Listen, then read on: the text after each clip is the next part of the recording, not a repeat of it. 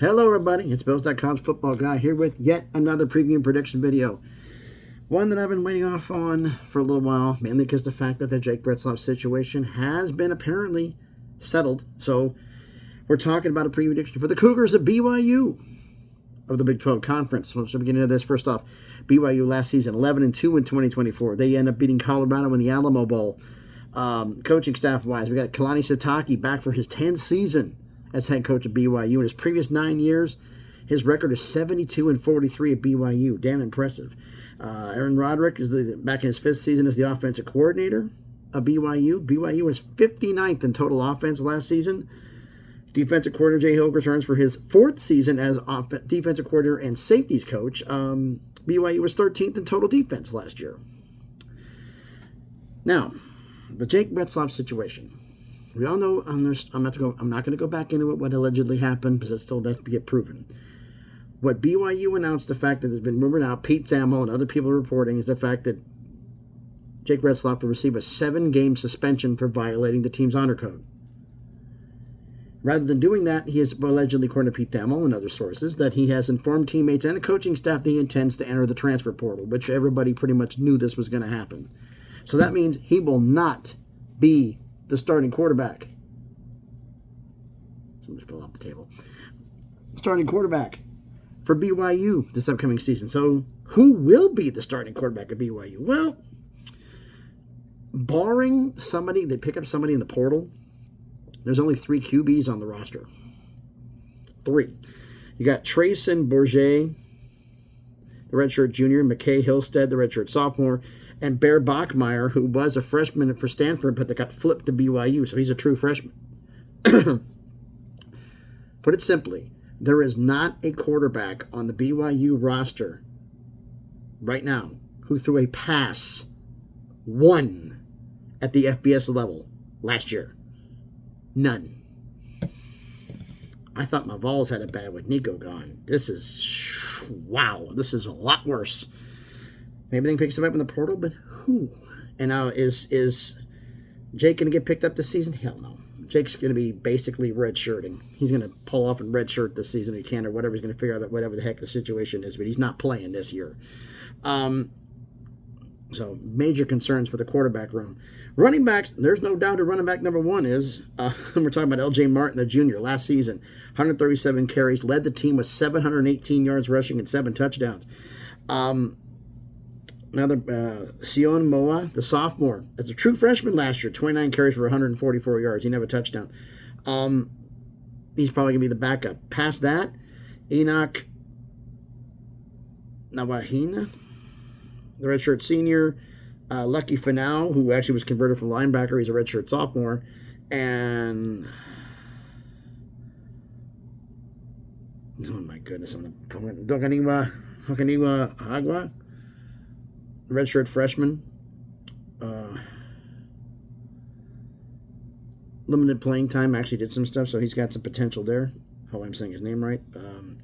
But running back wise, you got a starter, and you got some guys who can back up, so that's good there. Wide receiver room, no doubt a wide receiver room 1. In fact, not wide receiver number 1 is, in fact, the wide receiver room, I would say, is probably the best unit on the entire offense. Now, we got about here 3, 4, 5, 6, 7, 8 guys, I think, who legitimately got a shot to make a play. A couple of them are youngsters. One's really young. Some of the guys on here who didn't make any playing time last year, who didn't really do it 10 receptions at the FBS level. Marquise Tariulo, the redshirt senior. Rowan Ray, R-E-A-Y, Ray, Jr. And there's also Ty Nakua. Sound familiar? Puka Nakua's younger brother. I think he's somehow going to catch some passes. Didn't do any last year, but I got a funny feeling he's going to do something.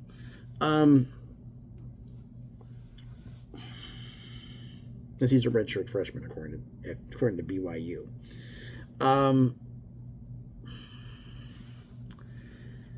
So you have that. But as the guys who actually did 10 receptions at the FBS level, we have 5. So it's a good solid room here. Tiger Bachmeyer. Yes, Bo Bachmeyer's older brother, transfer from Stanford, 10 receptions, 67 yards, no touchdowns. I go by at least 10 receptions. So we got JoJo Phillips, the redshirt sophomore, 10 receptions, 211 yards, and 2 touchdowns. At least he's getting good yards per play. Parker Kingston, the redshirt junior, 13 receptions, 196 yards, and a touchdown. We've got, and then the top 2 receivers, we got Keelan Marion, the redshirt senior, 24 receptions, 346 yards, and 2 touchdowns. And wide receiver number 1, Chase Roberts, the redshirt senior, 52 receptions, 854 yards, and 4 touchdowns. So I think the wide receiver room is pretty damn good this year. Now, tight end room has a major problem. Of the 5 guys, other than the redshirt freshmen and freshmen who have no playing experience, of the 5 guys, only one caught at least 10 passes last year.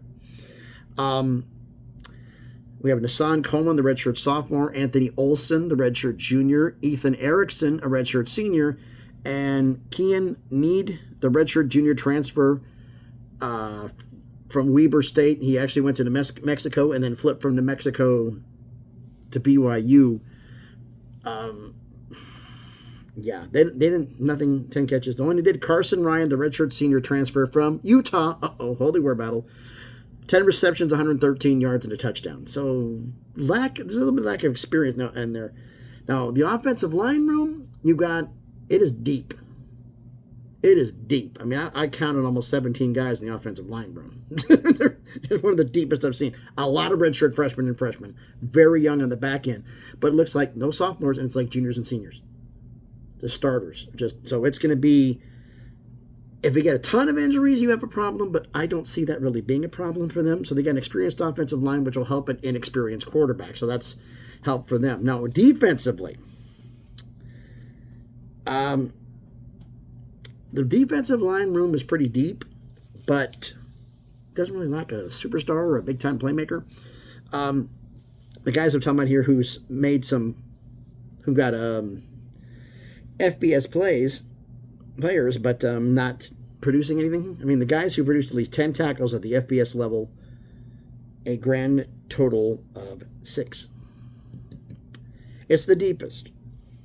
But the guys who did not make any here, we're talking Bodie Schoonover, the redshirt junior, Logan Latui, the redshirt senior, Tosili Akana, the redshirt sophomore transfer from Texas. We've got, we got Sani Taula, the redshirt sophomore. Actually, I made a mistake here. I counted out the wrong list. My bad. You do have 6 though. But most of them here are ones here who comes under transfers. But the ones on here, those are the ones who did not have anything. Now the ones who do 10 tackles at least, we're talking Joshua Singh, the redshirt senior, had 10 tackles last year. We have Luke Tuaola Malatai, the senior, 11 tackles. John Tamapeo, 12 tackles and a sack. We have, let me start at the top 3 in terms of tackling. I mean, when we have one from FCS here. Anisi Purcell, the redshirt junior transfer from Southern Utah, 21 tackles and a half a sack. But the top 2 in terms of tackles at the FBS level, both transfers. Keanu Tanuvasa, the redshirt junior transfer from Utah, 16 tackles, 1 sack, and 4 pass deflections. You go there. And you got Justin Kirkland, the senior transfer from Oklahoma State, 18 tackles and a sack. So not exactly a superstar here, but playmakers that could be here. So linebackers. The linebacker room has got some beasts in it. This is the best. It's not in terms of most tacklers like other rooms are, but in terms of beasts, I'd say this is the best unit on the defense. Guys, I mean, legitimately, we have 1, 2, 3, 4. I was about to include Harrison Taggart on the team, but I just saw recently he hit the transfer portal, or this team would be more God mode.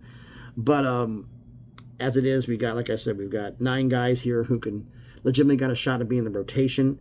A bunch of them, though, do not have at least 10 tackles at the FBS level. We're talking Ace Kaufusi, the redshirt sophomore. We have Micah Kaufusi, also redshirt sophomore. Petey Tuipolotu,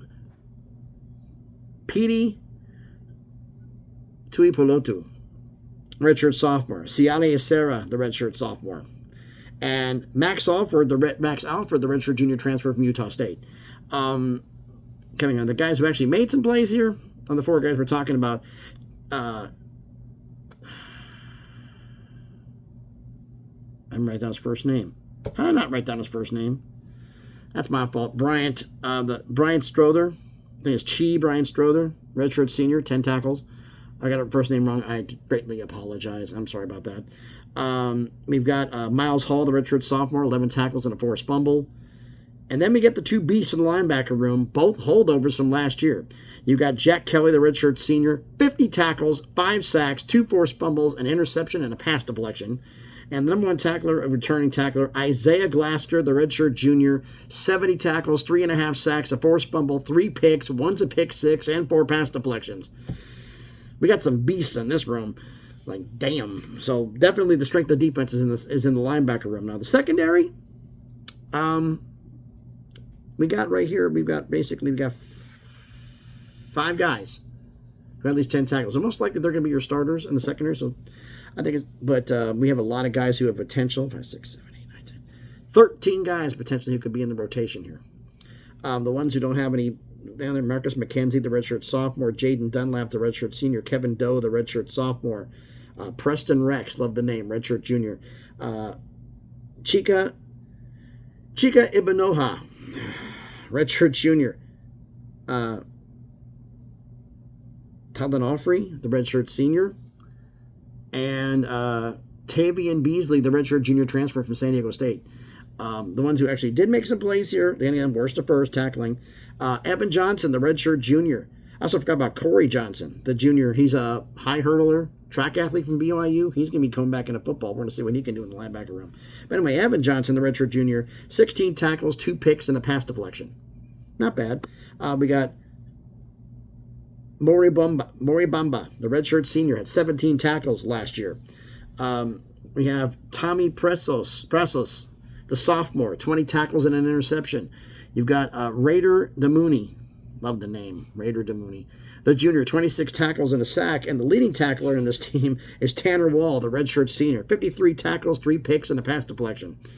So, defense is pretty solid for BYU. Offense, in the quarterback room, you got a chance to do in here. But the problem is with a lack of an experienced quarterback, could be an interesting year here. All right. So, we've done enough talking. Should we get into the schedule prediction part of this video? All right. BYU starts off the season at home against Portland State. This Portland State actually played a week 0 game. Played out Charleston State the week before. So Portland State actually played a game before they got to travel to Pro Bowl and play BYU. Like you weren't behind it before. The only meeting that ever happened between these two schools happened in 2017. BYU won 20-6 in Provo. So BYU's looking to go 2-0 all time versus Portland State. And stunner, they're actually going to win it. BYU's beating Portland State. Then the following week, they host Stanford. Stanford played a week 0 and had a bye the week before. So they got 2 weeks to prepare for you. Last meeting was in 2022. BYU won 35-26 at Stanford. This is early on without your quarterback having playing time, and there's going to be a bit of wrinkles and hiccups here and there. I'm picking Stanford to go into Provo and beat BYU. That's an upset. I'm calling Stanford to beat BYU because it's early on in the year. That's the only reason it happened. Then you get a bye week. Out of the bye, you go on the road at East Carolina. East Carolina plays at Coastal Carolina the week before, so you have the advantage there. Last meeting was in 2022. BYU fans, remember what happened in 2022? East Carolina came to Provo and beat you 27-24. You're pissed. You got 2 weeks to prepare for that game. You're going to go on the road and you're going to beat East Carolina. And then you stay on the road the following week at Colorado. I already covered this game in the Colorado prediction video. You watched that, you know I have Colorado beating BYU, so that's a loss. Then you're at home against West Virginia on the Friday night. I covered that in the West Virginia prediction video. West Virginia comes cross country and you're going to beat West Virginia. Then you go on the road at Arizona. Arizona plays Oklahoma State at home the week before. The last meeting was last year at BYU, won 41-19. Now, the defense is good. The secondary is good. Can the BYU defense slow down Noah Fifita enough for this offense to catch up? On the road. I don't think you do. You're losing on the road at Arizona. Then the following week, it's the Holy War against Utah. And it's homecoming for BYU. Wow. Utah plays Arizona State at home the week before, so talking about that's a tough matchup. You lost to Arizona. They played Arizona State, so it was just the way it worked out. Last meeting, last year, when I'm not even going to get into this one, when BYU won 22-21, Utah has a very sour taste in their mouth after that game. They are pissed about that one. It's your homecoming game, and Utah's beating you. Nobody would ever. Devin Dampier out-dueling a BYU quarterback. I could actually see it happening. I'm picking Utah to come into Provo and beat BYU on homecoming. There's an upset. Then you go on, follow that, tough 2 straight losses to go on the road in Ames at Iowa State. The kryptonite of BYU. Iowa State has a bye week the week before, so they get 2 weeks for you to come to Ames to prepare for you. Last meeting was in 2023. Iowa State won 45-13 in Provo. Seems kind of surprising. Iowa State's never lost to BYU. Ever. They're 5-0 all time, trying to go 6-0. And you know what? They're going to go 6-0. They're beating BYU. So now you've lost 3 straight games, 4 out of your last 5, going into your final bye week. You're 3-5 right now. Not looking good. You go on the road at Texas Tech out of the bye. Texas Tech plays at Kansas State the week before, so they got a tough game at Kansas State. You got 2 weeks to prepare. The last meeting was in 2023 when BYU won 27-14. Texas Tech's getting a lot of hype, but I think you're going to catch them napping. You're going to go on the road to Texas Tech and beat them. Then you're at home the following week against TCU. TCU plays Iowa State the week before. Both of you have tough matchups. Last meeting was in 2023 when TCU won 44-11 in Fort Worth. Holy crap. TCU has won 5 straight games against BYU. So here's the problem. We were talking about stopping Noah Fifita. Can this secondary stop Josh Hoover? No. You're losing to TCU at home. Then you go on the road at Cincinnati. Cincinnati plays Arizona at home the week before. Last meeting for them between BYU and Cincinnati was also in 2023. BYU won 35-27 in Provo. Tough win. BYU is 3-0 all-time versus Cincinnati. Is Cincinnati going to get their first win? No. BYU goes 4-0 all-time. You're going to beat Cincinnati. You won 2 of your last 3. You are now 5-6. You need 1 more game.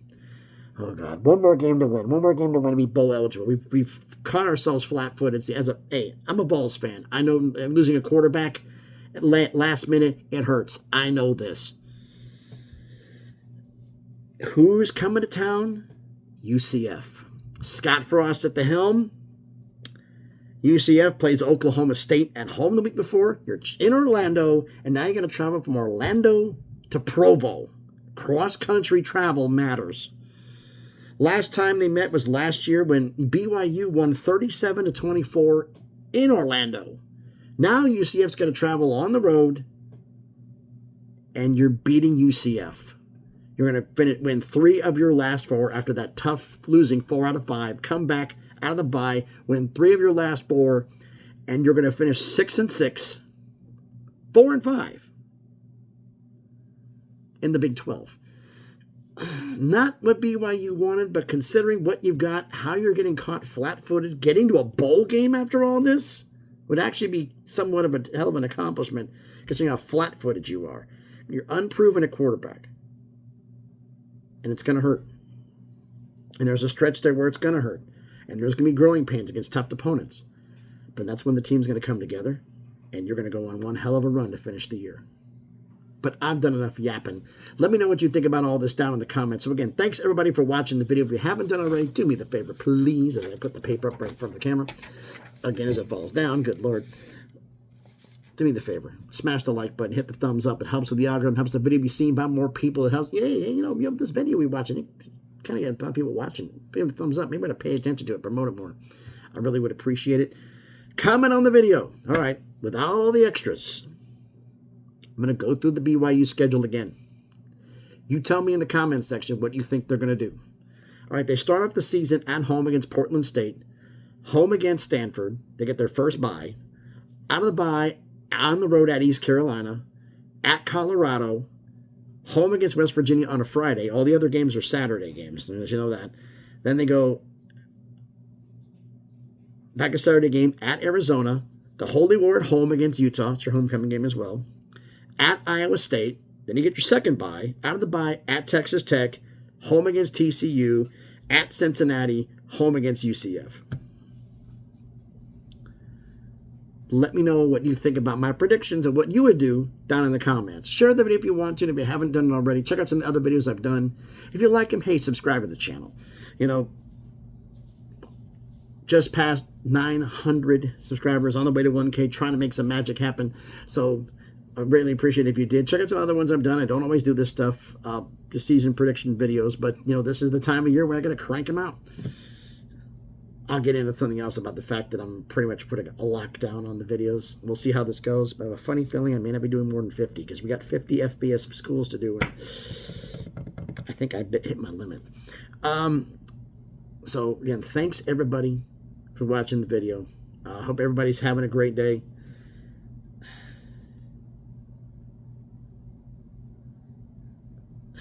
More prediction videos to go. Got to get them in there. So thanks, everybody, for watching. Hope everybody's having a great day. Be safe and please be good to each other.